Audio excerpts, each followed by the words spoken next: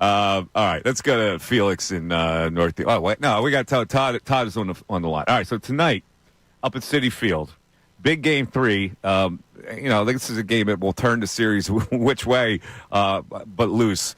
And the man who covers the Phillies for MLB.com joins us, the great Todd Zolecki. Todd, how you doing, buddy? Hey, how are you, Mike? Good, doing good. First of all, do you have any inkling of the lineup tonight? Because that's what we're talking about tonight, whether he would go all righty with Hayes back in the lineup and Sosa at second base. What do you think? I would, if I had to put money on it, Mike, I would say that both of those guys start tonight. And I know that might drive some people nuts because Stott had that big triple in Game 2. But I feel like you need to go for every edge you possibly can go, and Sosa's splits against righties are so much better than Stott's, and Hayes' splits versus lefties is so much better than anybody else. So I almost feel like you have to put those guys in the lineup. I guess it's possible he could say, you know what, I'm going to go off of Stott's and try to build Stott's confidence and keep him in there after that big hit. But, man, they didn't do too well against Manaea last time, so they need every edge they can get. All right, so does that mean Rojas plays center also? I would think so, yeah. Nola's a fly ball guy, and that's a huge outfield. So, and if you're going to have Hayes in left and you have Castellanos in right, I think you got to have somebody that can run down some balls in center field and in the gaps. And Rojas is a better center fielder than Brandon Marsh. All right, so obviously this series is wacky. What happened Saturday night and how it started Sunday with fans just ready to completely bail out. And you feel it too, right? And Harper hits the shot that goes around the world, and they're back in it, but then they don't have the lead, and they get the lead. I mean, that was as crazy a game as you could ever see. And covering a game, I guess that ranks up there, right? Oh, 100%. My head was spinning, and in fact, at one point during the game, I'm like, I don't even know what I'm supposed to write right now. Just from your writing days, like you start writing a story one way, and then something happens, and you start writing it that way, and you're like, oh crap, I got to blow that up. So I was just scrambling as that game went on, and it was as wild can be. They had the 2-run lead going into the top of the 9th, and I'm sitting there going, okay, let me write this, bang this out, and then boom, Matt Strong gets up the home run. And, had to start from scratch all over again. That was as wild as a game as I've ever seen. It's uncanny the way the Mets have performed towards the second half of this year. It's not something I'm used to. It's probably not something that you're used to in covering the old Mets because the Mets do Met. But it's unbelievable how unfettered they are. What do you see with this? Like Sunday is a game that would crunch another team usually. Winning in that fashion. But I don't see that happening to the Mets. Where was this transition? How did it come about? Yeah, they had like a meeting earlier this year, and I guess Francisco Lindor spoke up and kind of they started to become more accountable. But you are right. In the past, it just seemed there was kind of a loserish vibe to the Mets in that they would kind of fold, something bad would happen, they would collapse.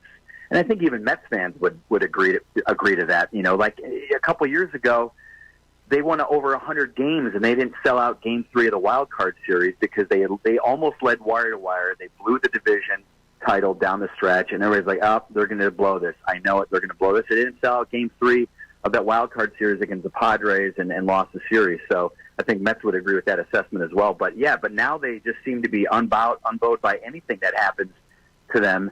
And so I would not expect. I feel like as bad as that loss was, as gut wrenching as that loss was for the Mets and Mets fans, they also go, we've got home field advantage now in the best of 3 series, and they like their chances because of that.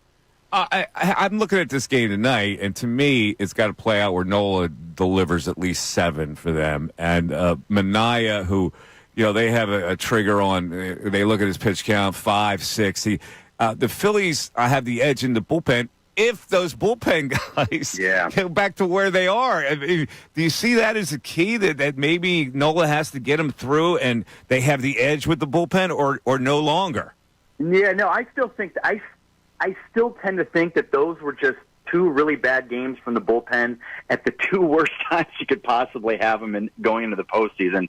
If Jeff Hoffman and Matt Strom go out there tonight, I still would have a lot of confidence in them, but you're right. I think they need Nola to to pitch as well as he has pitched historically at Citi Field. Historically, he's been very, very good there.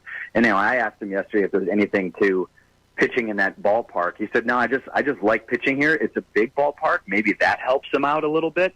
But the good thing for Phillies fans is that Aaron Nola has like zero pulse. I mean, I'm sure you've seen him in enough post-game interviews and just interviews in general. You never know if he gave up 6 runs in 3 innings or pitched a shutout. I mean, he's the same guy all the time, and that's a big reason why I think they had Sanchez pitch Game 2 and Nola pitch Game 3, because they're like, we know this guy is not going to be rattled by any boos or any loud noises at Citi Field. Your story yesterday zeroes in on Harper and how big he is in the postseason, but in New York now, I don't know. You know the vibe better in Citi Field. I don't know when it's packed how it is. I know what it's like here. But your suggestion is that he's the perfect guy to respond in a hostile environment at Citi Field. Yeah, I do believe that. And I know his numbers since he got to the Phillies at Citi Field are not good, but he really does. Anytime you ask him about being booed or being taunted or fans yelling, awful things to him, he kind of seems to enjoy it a little bit. And I think he does enjoy going into New York and putting a hurt on the Mets and making New Yorkers upset and angry. And so he's definitely one who, in this environment tonight and then tomorrow night as well, is not going to kind of shrivel up by a hostile environment. In fact, the idea for that story was somebody asked him about getting the momentum back. This is after Game 2 on Sunday night. And he was like, obviously we'd love to go to New York up 2-0, but we're going into New York 1-1. And then he kind of paused for a moment, and he kind of chuckled and smiled and said, it's going to be crazy there. It's going to be hostile, but we're looking forward to that. And I know he's looking forward to it because he does. I mean, think about it. He's been booed. He's had parents booing him since he was like 12 years old in travel ball. So, this is something that he has lived with literally his entire baseball career. Talking to Todd Zolecki, he covers PhilliesMLB.com. All right, so Alec Boehm, I'm reading a headline here. I think it's an Inquirer headline. Alec Boehm says his benching was a little surprising, but he isn't pouting. Well, that's exactly what he did. He was kind of sulking in the outfield before that game because he wasn't in the lineup. Where is he right now, in your opinion? And you've covered him all year. I don't know what to make of him half the time with the pouting. Yeah, I don't know either. And I think that, Rob said that he started Edmundo Sosa because he wanted to put some energy into the lineup. And I guess I kind of agree with that, or I kind of can see that. But I also think that it was just his body language over the past couple of weeks. How many times have we seen him just spike his helmet into the turf and have the C-flap come flying off the face guard off the helmet? Several times at least 2 or 3 times in the past couple of weeks he's done that.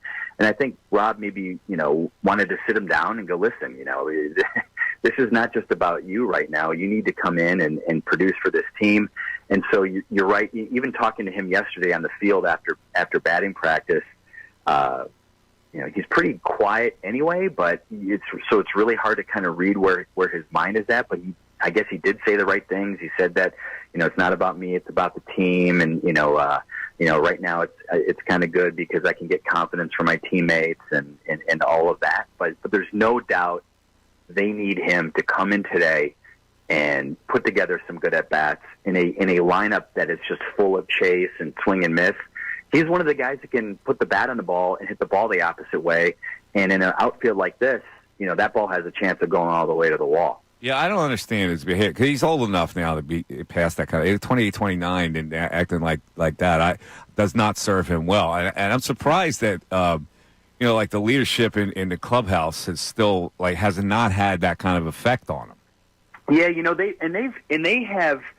they've certainly talked to him about it. Actually in New York, the last time they were in New York, late in the season, we were talking with Bryce post game. It was after a loss, and we mentioned Alec Boehm, and he says, this guy has to give himself some grace coming back from the injured list. In other words, he is taking these bats coming off the IL way too hard and letting them affect him way too much.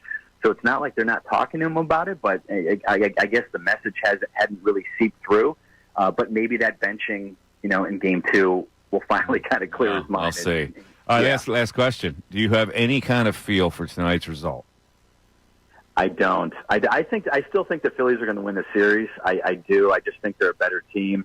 And I think what they said, what JT Realmuto said after Game 2 made a lot of sense, which is when Bryce hit that home run in the 6th inning, we all kind of relaxed and felt we could breathe. He said, for some reason, we just kind of came into this series too tight, and the at-bats of the 6th inning were way too tight. And so I think maybe now they've kind of relaxed, and they'll just, the hope is that they have a better approach at the plate. All right, Todd Zolecki, MLB.com. Thanks for coming on. We appreciate it. Have a good evening tonight.